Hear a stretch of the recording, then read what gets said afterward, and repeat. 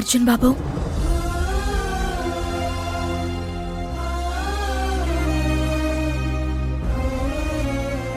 మీరెందుకింత దిగులుగా ఉన్నారో నాకు తెలుసు.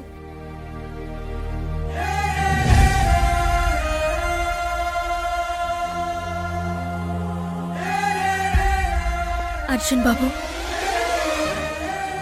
నేను మీరెందుకు యమజకి భయపడుతున్నారు అని నేను అడిగాను. గుర్తుందా? అప్పుడు మీరు కాదన్నారు. కానీ ఇప్పుడు నాకు నిజం తెలిసిపోయింది.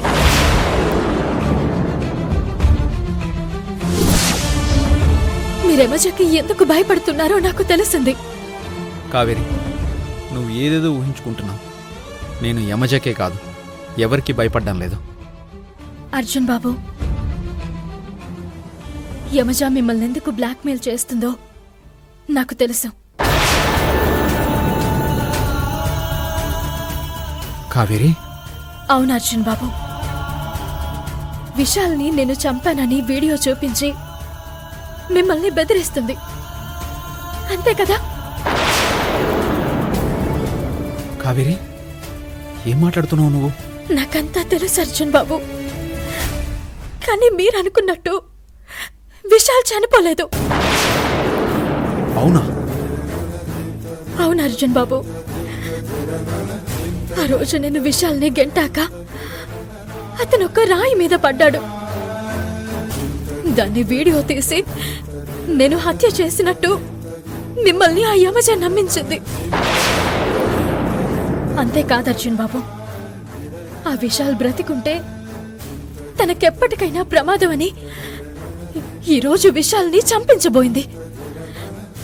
నేను బావా మైసమ్మ కలిసి విశాల్ని కాపాడాం.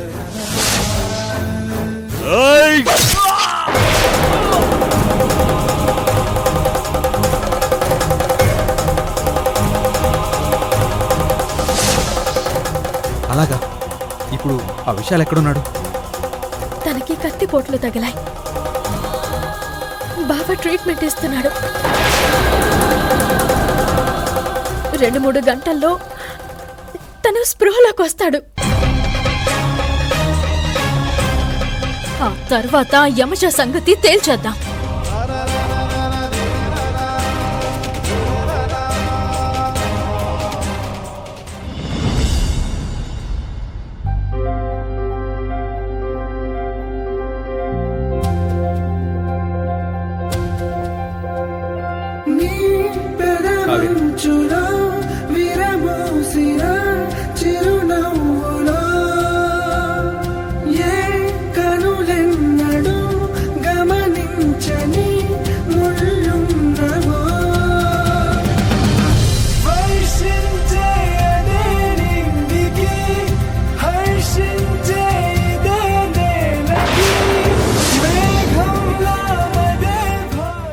నన్ను క్షమించు కావేరి,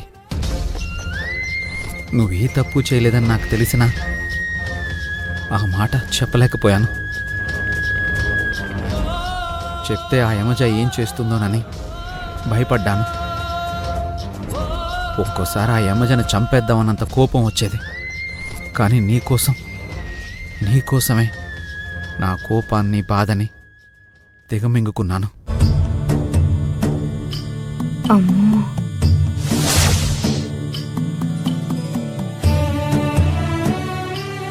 అర్జున్ బాబు, మీరు బాధపడకూడదు.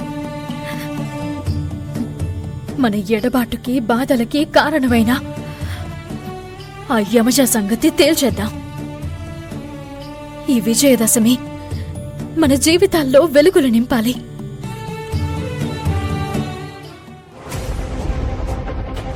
అమ్మ బాబోయ్, కొంప మునిగింది. అర్జున్కి మొత్తం తెలిసిపోయింది. వెంటనే ఈ విషయం యమజకి చెప్పాలి.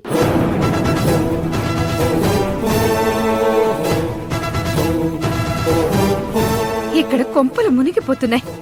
ఈ యమజేమో నిశ్చితార్థానికి రింగ్స్ కొనడానికి వెళ్ళింది. విశాల్ బ్రతికే ఉన్నాడని యమజకి చెప్పాలి.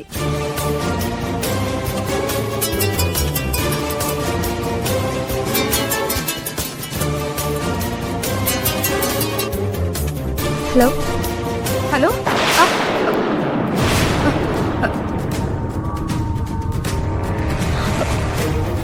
కట్ అయినట్టుంది. అయినా ఆంటీ ఈ టైంలో ఫోన్ చేశారేంటి?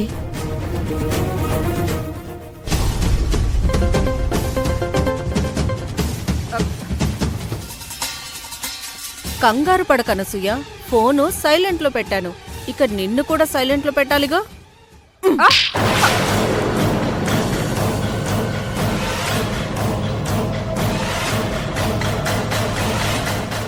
ఏయ్ మైసమ్మ, నన్నెందుకు కొడుతున్నావు? మైసమ్మా, అనసూయ పద్ధతి గల ఆడది. ఎందుకు కొడుతున్నావు చెబితే కాని దెబ్బలు తినదు.